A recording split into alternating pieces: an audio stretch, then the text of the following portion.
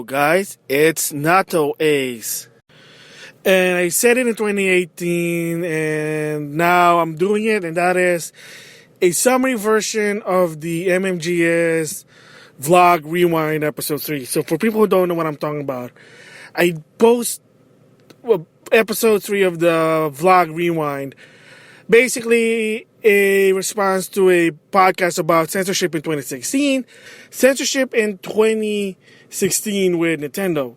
So why am I even talking about censorship about it anyway? And why is it suddenly a hot topic? Because if you've been following Sony as of right now, whether it's in Japan, worldwide, the new Sony apparently, for strange reasons, decided to add a new policy about censorship policy, which is they gotta tone down the fan service. Because, yeah, granted, since PlayStation 1, a lot of some of the games, that animation game, were basically have fan service, and some of them were, they not really lewd, but kind of like fan service, a bit revealing, but of course they're still covering up, and there were T ratings. Case in point is Hyperdimension Neptunia Action Unleash was T in the US, but in Japan I think it's an M-rated game, or D. It's a Zero thing. So I'm going to give my thoughts about it in a response. And in 2016, for a while, Nintendo was doing what Sony's doing right now. They were doing censorship because, well, to some extent, it's their image, market reason. They're trying to hold to that image of family-friendly company to a point that some of their Nintendo loyal fans were not supporting them to say, hey, it's censored, I'm not going to support this game. And big case in point was Fire Emblem Awakening, Fire Emblem Fates, both version, and especially Tokyo Mirage FE was heavily censored. People didn't like it. Even Xenoblade Chronicles X, they removed the breast adjuster. We have a female main character, create a character.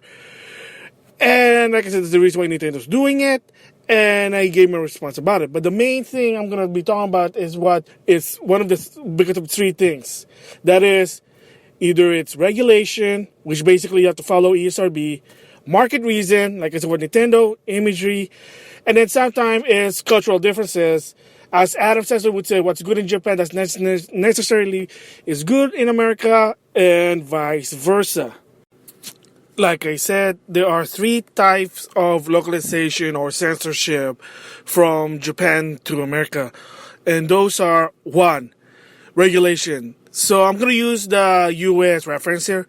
So when the ESRB say, hey, you can't do this, you can't do it unless you want this particular rating, or you just can't do it because it's just the law doesn't allow it, or society don't allow it, so they have to stop it, then yeah. So when the ESRB gets involved with the rating or you can put it or not, then you can't do anything about it. Yeah, that may be censorship, but at the same time, it's regulation.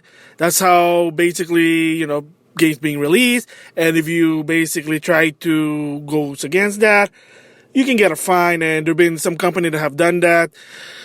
It is what it is. That's what regulation is. Second, marketing reason. When the ESRB has no problem with regulations, say, hey, there's fan service, but we'll give you a T rating because I don't think it's that bad. But the market team, their own companies, let's say in 2016 Nintendo say, well, we can't have this because it might get the general consumer the wrong idea, i.e. Fire Emblem Fates, the touching, they got removed that feature because people might think that, wow, you're touching people in the game, even though the video game was fictional, but they say, oh, well, we don't want that, that's wrong. That's a marketing reason, and in order to sell it more, sometimes they have to change the difference between Japanese to English. And then the last type of changes, localization or censorship, is culture clash, I guess what you can call it, is when the ESRB has no problem with it, and the market doesn't really affect what the game is. But sometimes there are times that what's good in Japan doesn't mean good in America. One common thing is patting people on the head. In Japan, it just means good job. In America, well, it's a little different. Or another one, let's just say in Mario Kart 8 Deluxe, the Inkling, when they do their, the tricks thing, when you push the button, you notice in Japan they do the arm thing, like they put the arm in their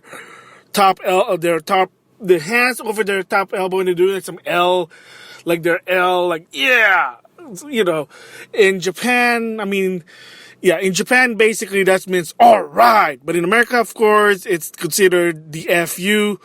So something like that. Like, yeah, one of the hosts in the podcast basically said that in Japan, you showing your middle finger in Japan, it's a different meaning than in, of course, in America. So that's cultural difference when it's, you just can't do it because they're going to be decided like, oh, I don't like it. I mean, the very, very current example for this is Mr. Game & Watch turning from Native American to a bandit. So, I mean, again, history there. So, those are the three type of, I call it changes, localization / censorship, is that when it's regulated by ESRB, then you can't do anything about it. Market reason, I think it's just poor taste.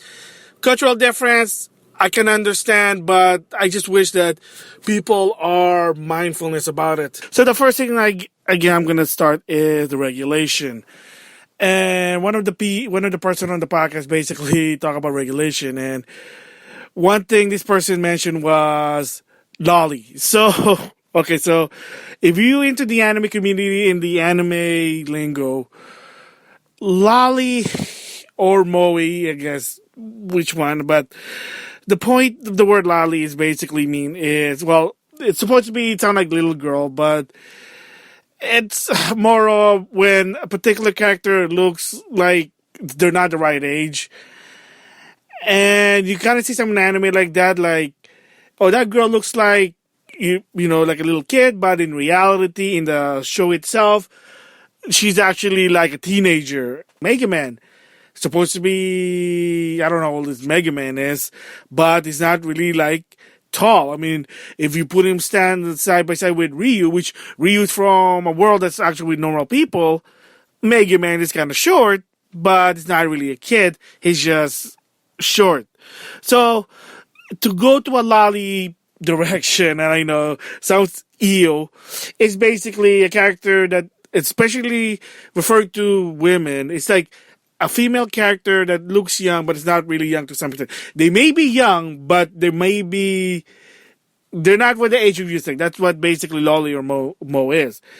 And in the regulation part, and why the reason Meg is basically had to address that, is that there have been times when a character, even though it's supposed to be old, but if the general consumer doesn't understand it, they might get the wrong idea. That's when the ESRB had to step in, regulation. And a very good example I'm going to show here is from Azure Lane. So I've been playing that game. It's actually fun in my opinion. It's really sort of a shooter, like jump shooter. But it has what they call it ship girls. And there are different type of ship girls, and the ages look way different. But of course, to some extent, they're not. I mean, there are kids, there's teenager, there's young adults, ship girl. Again, it depends on what the ship is. So, anyway, one of the picture I'm going to show here is basically had to be censored, but it's not because of the company themselves. It's because of regulation to a point that even, and this is a mobile game, both Apple and Google had to abide by the law. And the picture I'm going to show you is this one. And what you're looking here right now is a ship girl by the name of Isokaze. So it's a Japanese ship girl. And if you notice that she looked like a little kid, yeah. So you might say, oh, that's a lolly or a moe or I don't know. But from what I heard, she may look like a young kid, but she's not really a kid. Like, she's not a kid. I think she's actually a bit older. She's like 12, 13, 14, but it's not like a little kid. It's not a preschool kid. And the one in the right was the original design for this, a special skin. You can change skin, I know. And this was supposed to be the actual New Year. And the one on the left is basically the Chinese censored. And apparently, and it's also in Japan, believe it or not. So when they basically showed that to Google and Apple, they basically said, yeah, that's not going to fly. Even if the girl because again, it looks like a young kid, but to some extent, it is not, because again, they're ship girl. They're not human. They're ship girl. There's like a different species. I know it's weird. This is what Azure Lane is. It's all about ship girl. So worldwide in Universal, doesn't matter which region the game is, they were forced to some extent or whatever. The one on the left with basically had a mini skirt. That is regulation there. Do I agree with it? I say for this one, yeah. I have to say, I may not like censorship, but this one I think it does get away with it, because even so, she's not a girl. She's not supposed to be young. Like I said, they're ship girl. For the general consumer, they're going to get the wrong idea. So they have to at least sort of kind of give an explanation to the general consumer. So they use the one on the left. Like I said, this is a time when censorship, I say I'm okay with it, because it's for safety reason and it's regulation. If Apple and Google said, yeah, we can't do it, probably because the regulation said, yeah, if you put that, the game might be a higher rating. And I know mobile games don't have ratings, but to some extent they still have standards there. So that is what regulation is that if the ESRB or the CERO don't approve it, and that's the government, then you have to follow the rule. If you break the rule, you got to pay the fine. Can't do anything about it.